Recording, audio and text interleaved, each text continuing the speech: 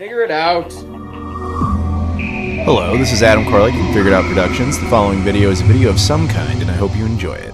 Hey guys, it's Adam here, and today we're going to be talking about our friend, the Nintendo Virtual Boy, a very obscure piece of Nintendo history, and more specifically we'll be talking about this, the Hyperboy, a flashcard designed specifically for the Virtual Boy. But before we do that though, if you guys could do me a favor, please like this video, comment down below, and subscribe if you've never done that before, as well as check out social media stuff I've got in the description. I've got Twitter, Instagram, Facebook, Discord, Patreon, really appreciate the support over there, Spreadshirt, where you can buy merch and things like that, as well as my travel channel where you can see all sorts of adventures, some of which may or may not include the Virtual Boy someday, who knows. Anyway, although despite being considered a portable, it really isn't. Now this video isn't specifically going to be about like the history of the Virtual Boy or anything like that, but we'll do a little bit of an elevator pitch as to what its story is, because I don't think I've ever actually done one. I've done some Virtual Boy videos, but not on that. But yes, we are here primarily to talk about the Hyperboy.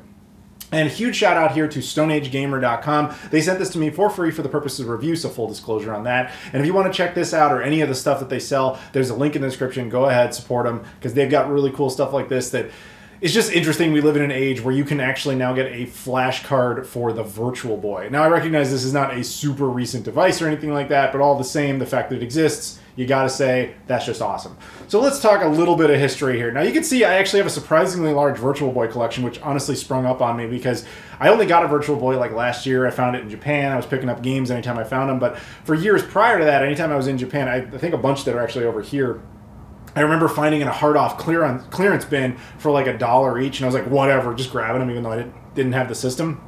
And of course, my prized possession for the Virtual Boy would probably be my Japanese box copy of Jack Bros. But the thing with the Virtual Boy is, you know, Nintendo put it out in, I think it was 1995, and at the time they were trying to stay ahead of Sega and keep their market share. They were a little worried about the future of the Game Boy, and they thought Sega was going to be working on some big virtual device and they wanted to get out in front of it, which was true. Sega was working on something, although they ironically canceled it because of the Virtual Boy. So Nintendo basically commissioned a guy named Gunpei Yokoi to go ahead and make this thing. He was the guy who had created the Game Boy and basically said like, all right, here's my prototype, tell me what you think and I'll make some changes. And they were like, that's good enough, let's just release it. Which is why it only has black and red as colors, because he was never able to complete the green and blue palette to give it a full RGB set so that you could have, you know, multiple colors. Nintendo made a lot of mistakes with this system. That's not deniable. It only survived for about a year, and I think the library was only like 20-something odd games, but honestly, I don't remember entirely. I'm just saying it's not a big library, and it was the biggest issue with it, though, was not actually the gameplay. Like, the joke forever with the Virtual Boy was that, oh, it sucks and hurts your eyes, it's not fun, etc. It's impractical, I give you that, but it's actually a pretty cool system. You know, like, once I finally had one, I was sitting there playing it for a while, like, when you really, like, you know, stick your head in there properly, which is another thing that, by the way, you have to do, you can't just, like, oh, I'll just kind of casually look at it. Like, you have to be situated just right. And if you have that, if you have the power supply, which also didn't natively come with it, I guess it came with batteries originally. Now, you can use a power supply, which is actually built into the controller and actually uses the Super Nintendo power supply. That's because that was the era we were in around that time. So if you did all those extra little steps and set it up just right, it was actually a lot of fun. It was a really cool, unique experience. I remember playing Jack Bros on the thing for a long time, and I was having a fun time with it. But I can totally see why it failed, because it's almost impossible to get anyone to see what that gameplay experience is like without actually doing it. So Nintendo knew that back in the 90s, and they tried to advertise it, but they just couldn't find a way to make people see it. Like, let me show you some footage. This is the best I could do to show what the Virtual Boy looks like through a camera, and as you can tell, it looks awful, because you essentially have like two different lenses in there, but you can only kind of capture one at a time. That's the whole idea of 3D anyway. So, you know, you give Nintendo credit for trying, but they couldn't make it happen. All the same, it was a lot of fun. That's the thing we got to point out. Now, the Virtual Boy has actually gotten a little bit of love in the last couple of years. Actually, somewhat recently, there is now a 3DS emulator for the Virtual Boy that apparently is quite good, and people say might actually be one of the best ways to play it.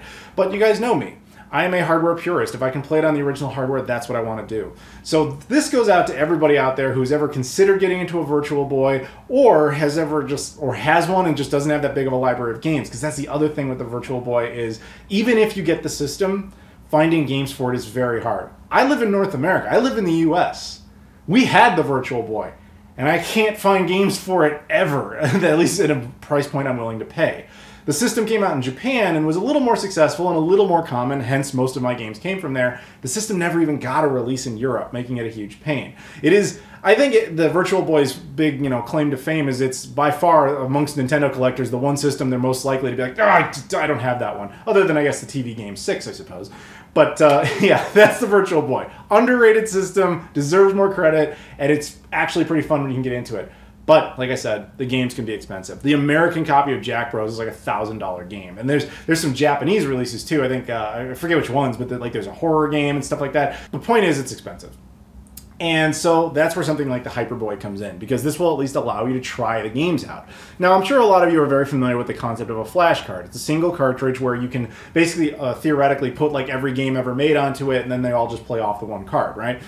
That's not exactly what the Hyperboy does. Most of the time when we do that, it's something like those R4 cards for the Nintendo DS or EverDrive stuff by Crix. You just put like an SD card with all the games on it and then put that in the cartridge. Then the system will boot the cartridge and it'll have like a little menu and tell you like, hey, which game do you want? And you just pick whatever you like. It flashes it and you're good to go.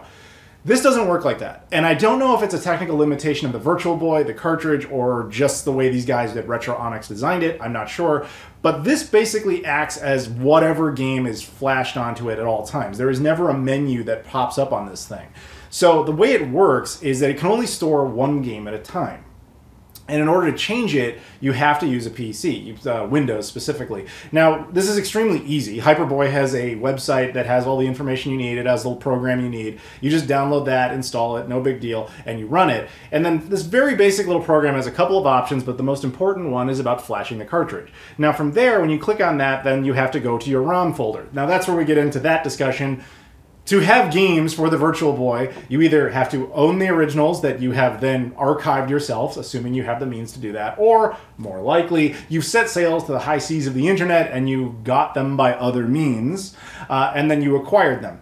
Now, if you take that entire game library, plus all the indies, which, believe it or not, there are indies for this thing. In fact, you saw one earlier. That game I was showing you, what little footage you could see, which looks like Street Fighter 2, is a game called Hyper Fighting, and is a fan-made version of Street Fighter 2 specifically for the Virtual Boy. And it even had a fun little indie release, but is a hard game to find, but the ROM is not.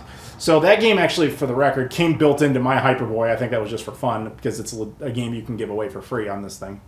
But anyway, if you take all the indies, and all the original set, combine it all together, it's only like 72 megabytes. So they claim it's a Virtual Boy 32 megabit flash card, not megabyte. That's a different storage medium. But if they had decided to either go with SD cards, I think it would have made this thing a little bit nicer. Or if they had built like 128 megabytes of internal memory, then you could have housed every single game ever made almost twice over, if not twice over.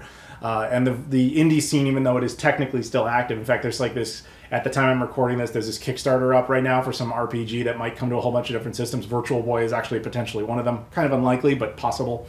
If that were to happen, like this, you could play it on here and all that. It would have been nice if it didn't have that limitation.